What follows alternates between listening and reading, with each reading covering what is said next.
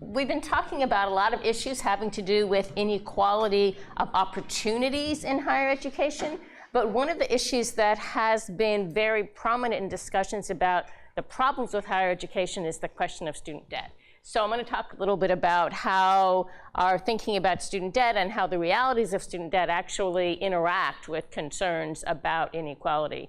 And let me say that one of the things that's interesting about this, I think, and that's actually disturbing about it, is that if you listen to the conversation about student debt, first of all, the conversation about student debt up until about 4 months ago, student debt was like the biggest crisis we faced, and the nation was going to come to a halt because of student debt. Now we have a lot of other crises to worry about, and you really don't hear as much about student debt. I suspect that, depending on what happens in the coming months, this issue is going to come back to the fore. And in fact, the sorts of solutions that people are coming up with are not gone. They're just taking place in different ways. And one of the ironies is that this issue of student debt is framed as an issue of how can we come up with progressive policies to make sure that these struggling students their lives are not ruined. But in fact, most of the solutions are very much not progressive. So the idea that we would forgive all student debt or just make college free or whatever, actually, when you look at the distributional implications of these proposals, these are not programs that target the people with the least resources. These are the programs that target the people who spend the most time and money in college. And as we've just heard, these are not the most disadvantaged students in our society.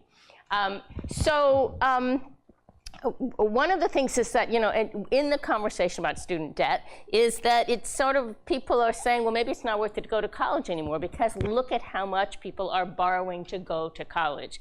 But actually, when you think about it, what is the question of, is it worth it?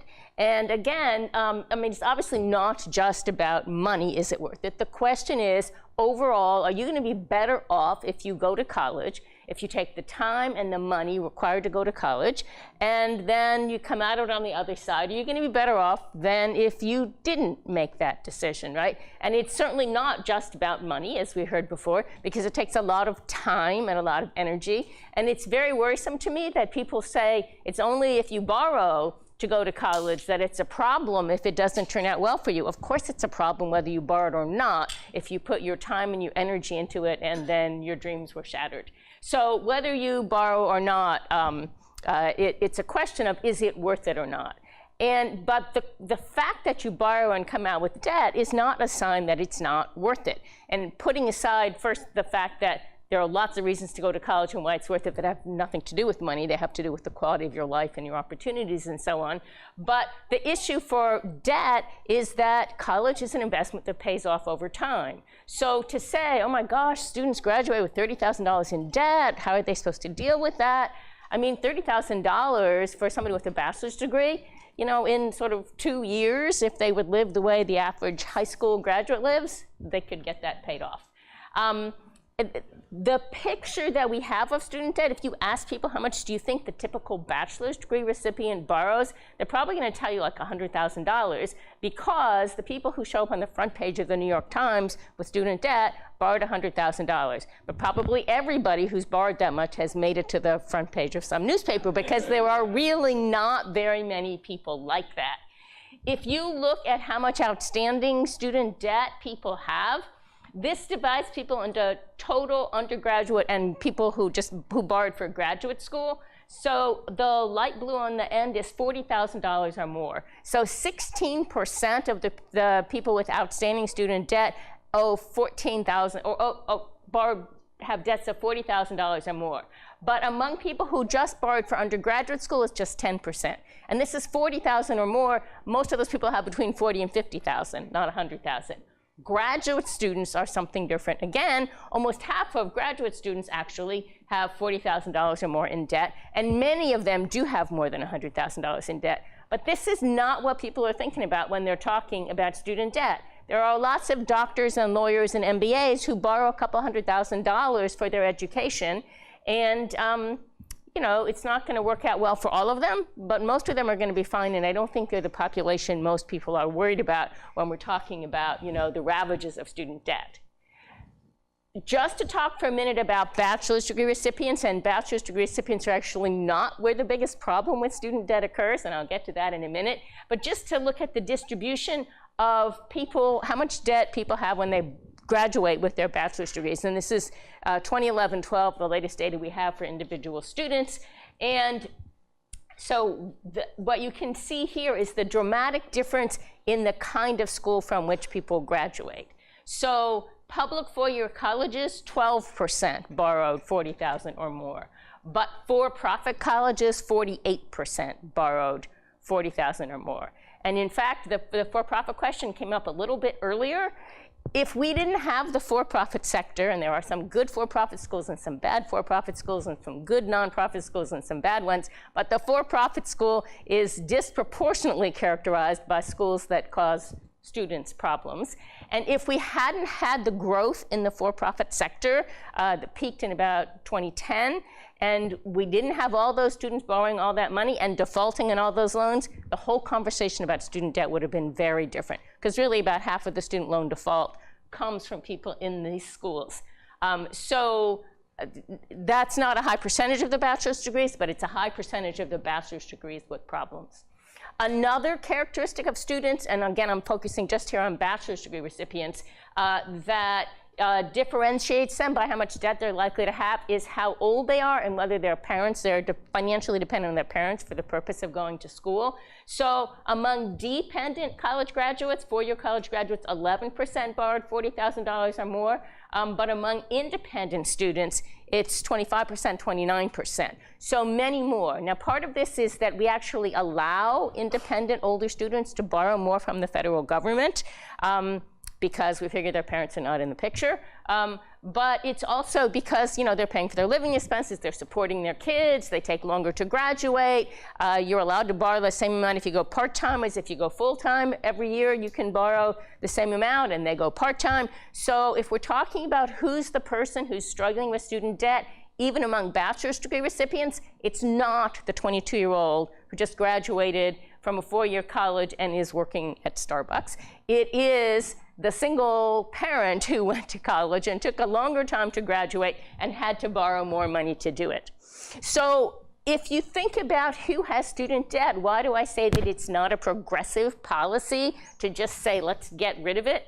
So this graph shows you of households, like now, who holds the student debt. So who is helped if we forgive student debt, if we lower the interest rates on all outstanding student debt, a very popular policy proposal.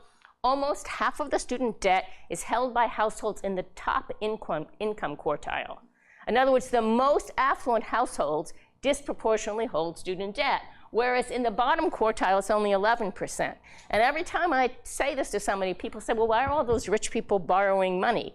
It's not that rich people are borrowing the money. It is that if you go to school for a long enough time to end up borrowing a significant amount of money, then, and particularly if you go to graduate school, you are likely to end up in the top quarter of the income distribution.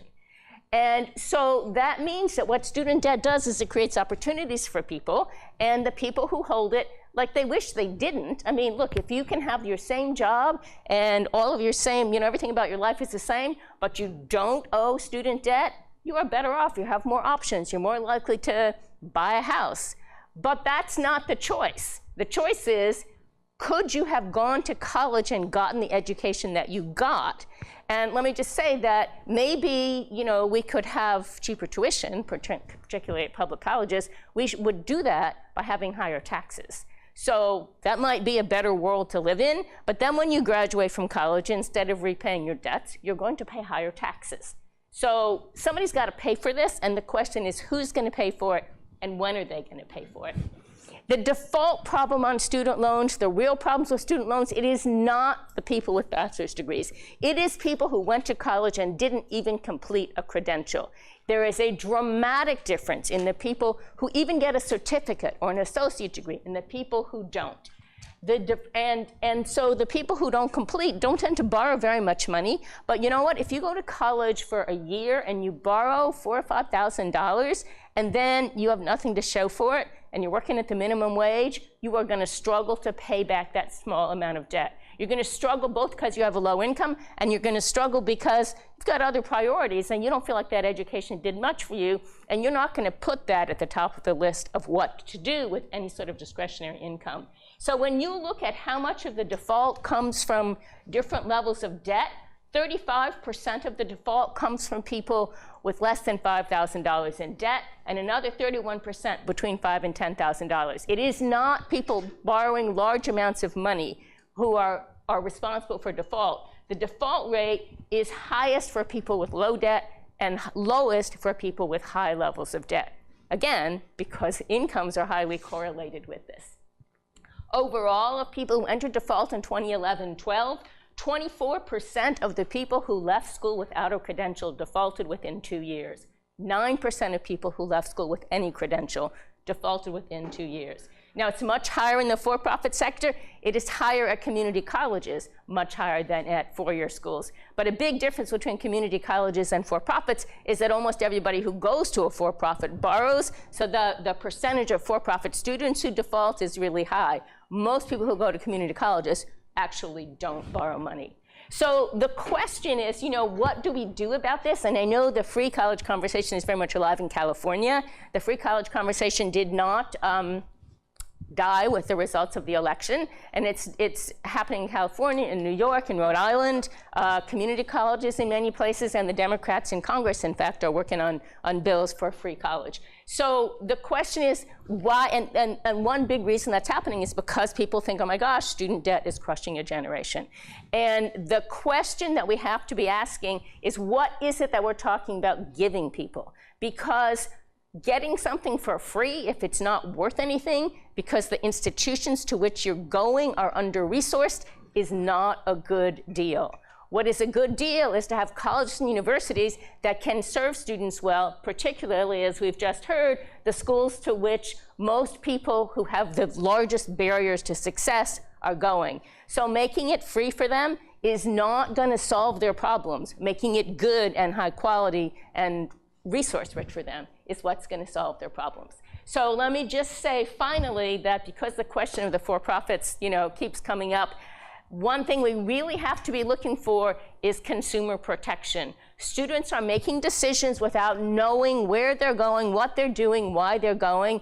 And under the Obama administration, we made a fair amount of progress, a small amount of progress in trying to have more information for students and more protection so that students couldn't take their federal student aid to schools that wouldn't serve them well. That's probably going to change. So that's where we should be worrying, not so much with actually our students drowning in debt.